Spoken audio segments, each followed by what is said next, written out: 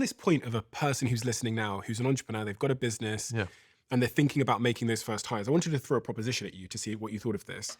One of the things that I think can help you not fuck up in the hiring process, especially early, is if you just live it with the permanent assumption that you are bad at hiring.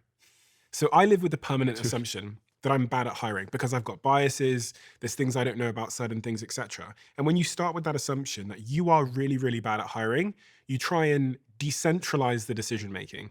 So one thing I say a lot to startup founders is if you're hiring a salesperson, create an interview process where there's 5 people and one of them might be you and the other 4 are the best salespeople you've ever encountered in your life. Yeah. Like who sold you your house? Yeah. And ask them to be part of the interview process. And I think that the amount of references that you go for is proportional to the importance of the role. Okay.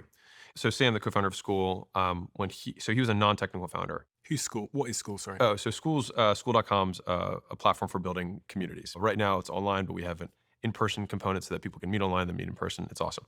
And so that's the only investment that I've publicly associated myself with outside of acquisition.com. So it was a very big deal. It's something I believe in a lot because it's education. It's where education and media meet. So anyway, Sam is the founder of School, and he is not technical. And so he knew that to build an exceptional software product, you need world-class talent.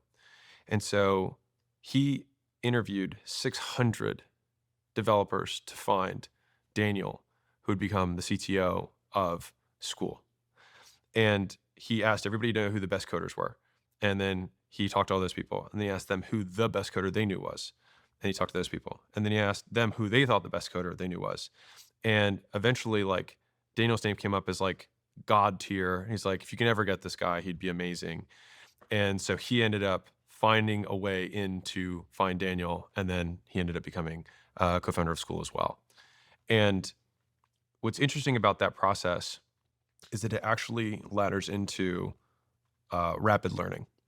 And so when I was a consultant, I was 22 years old, and I would go and have to give presentations to 4-star generals, right, about weapon systems that I knew nothing about because I was, chugging beers like 12 months earlier, right?